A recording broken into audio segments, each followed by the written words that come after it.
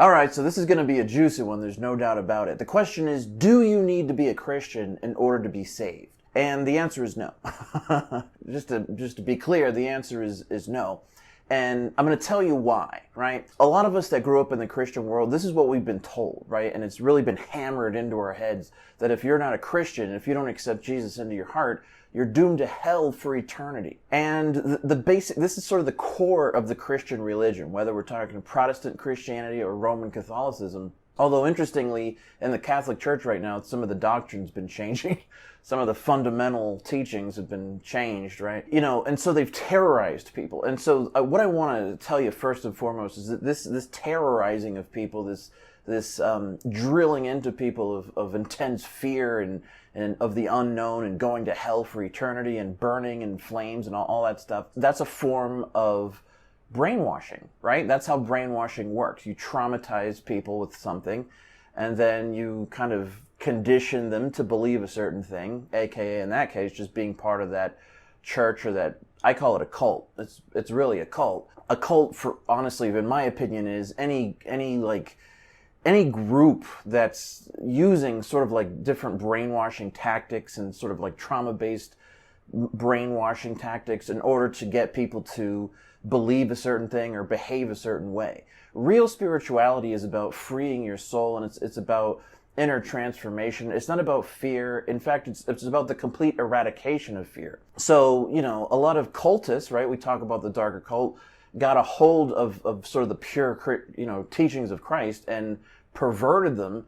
And, you know, that's what we have as the Christian religion today. And that's why there's so much trauma-based mind control going on in there.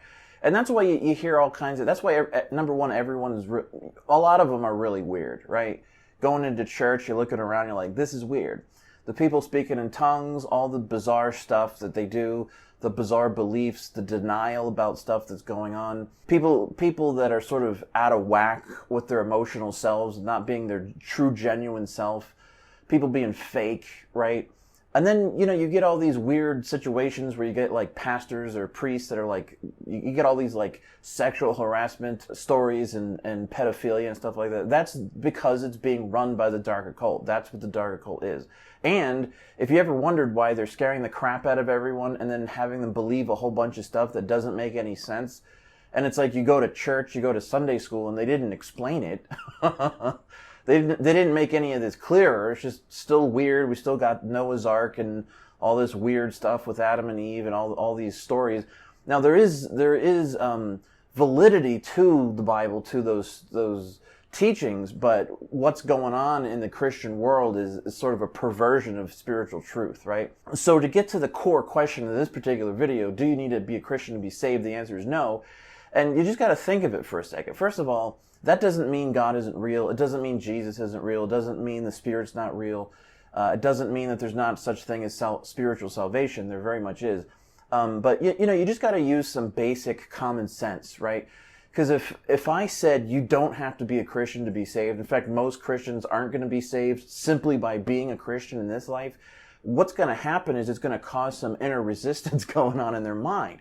Well, that's because I'm coming up against their programming. That irritation, that fear, like, oh my God, he's talking blasphemy. That's programming. That's a form of brainwashing that's been done to you. You shouldn't have even gone to church in the first place. They just screwed with your head. Now you don't know what to believe and you're scared out of your mind. But we're going to unwind all that stuff here. So, you know, so right off the bat, it's like, you know, what are the teachings of Jesus, right? Forgiveness, love, salvation through forgiveness.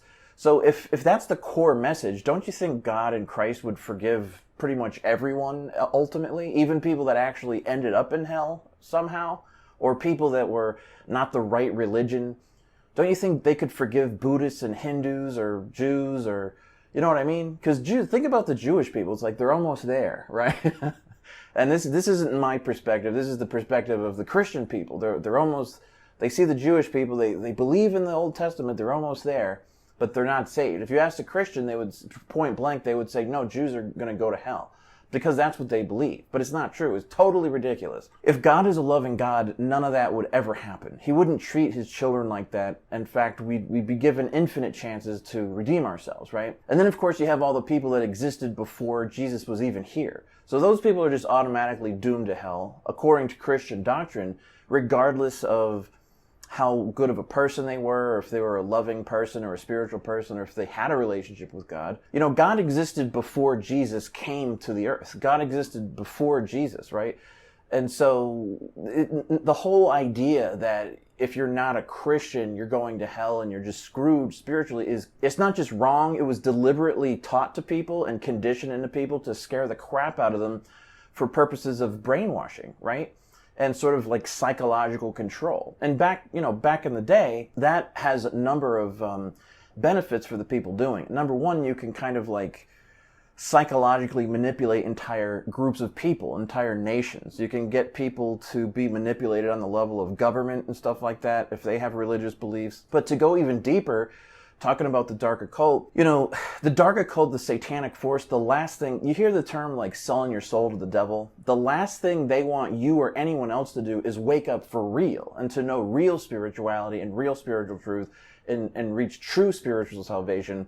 Because then you get out of this universe and you kind of like, the devil can't feed on you anymore, so to speak. That's why when people sell their souls to the devil, what they're doing, and that's what the dark occultists do willingly, by the way. They get a lot of power in this world, but their souls are oh my God, you don't have no idea. They've bought themselves thousands upon thousands, if not hundreds of thousands of years of reincarnation, of not being able to be saved. They basically like have committed themselves to hell and the satanic force. And he's like, sure, you can have all the money you want and all the houses and all the glory and the fame, because ultimately this is an illusion anyway, right? None of it's real, but you're going to be chained here in hell. And so that's a big part of why the dark occult wants to manipulate spiritual information and religious information to try to sabotage people from truly being saved, right? That's why they don't like the Eastern stuff, because those people are like light years, but way more enlightened than the Western, the Islam and Christianity and Judaism. I mean, first of all, if you're not meditating, you're like a caveman. You're like a spiritual caveman, right? Because that's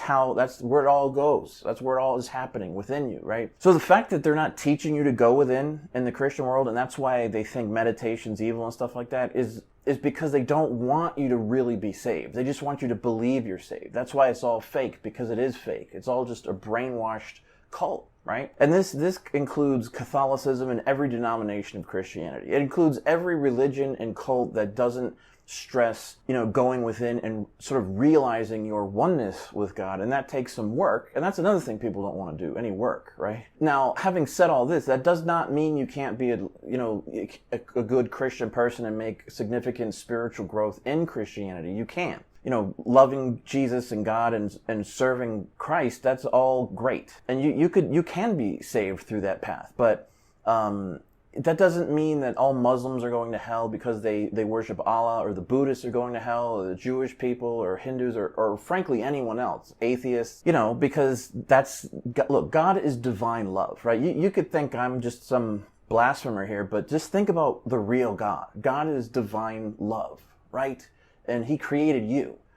And forgiveness is that's the main game. So don't you think he would extend that to you regardless? By the way, you could be a Christian, you could be a murderer, you could be a rapist, you could do all kinds of crap in one lifetime and then become a Christian and then you're saved. Well, now that's true. You can be. Those people can be forgiven, but all the people that existed before Christ are going to be forgiven. All the people, that don't follow the rules or whatever, they're going to ultimately be forgiven. Ultimately, salvation is for all souls, no matter what they do. Now, I don't know about you, but that's what I call good news. The traditional Christian message isn't good news at all. Only a few people are saved and everyone else is doomed to hell, even though God has the power to stop it. See, that's why none of it adds up, because God wouldn't do that. It's not that God is the issue, it's that the religion is the issue, the brainwashing, the conditioning, right? So there you have it. That's the answer. That's the truth of the matter. You do not have, no. In fact, you have no idea. If you're, I've been with Hindus, I've seen realized sages, self-realization. I mean, you've got people out there in this world that other people see as like, heathens or like not as spiritually evolved, or they don't understand or whatever. But meanwhile, they're actually light years ahead of where a lot of these other people are as far as spirituality is concerned. You want God realization ultimately. You don't want belief in God, right? You don't want brainwashing, right? So if you're not a Christian, don't worry about it. It's the ultimate blasphemy, right? So I figured we should just talk about some of this stuff head on and just address a lot of these issues. Again, like, follow your heart. You can practice true spirituality in Christendom, the church. There's plenty of like Catholic priests that do like Kriya Yoga and stuff like that, and Kriya Yoga meditation. True spirituality is designed to be universal, so you can do these things regardless of your religious path, or even if you don't have a religious path. So I just want to make that clear. Everyone's going to be saved. Salvation is for all. And even if you don't make it in one lifetime, that's why reincarnation exists. So you have another chance and another chance and another chance and another chance. In fact, you have infinite number of chances. How many chances would you give your child or your baby to walk, right? Now, they might fall down once, twice, 3 times. They could fall down 1,000 times. But what's the number? At what point do you say, forget this baby and just throw him in the oven to burn forever or something? Like, no. The baby has every chance it needs until it does walk, and it will walk, right? So that's the same thing spiritually. So I think that's about enough for this video here. What are your thoughts? What are your comments? Be sure to leave them down below, and I will see you guys in the next one. Take care.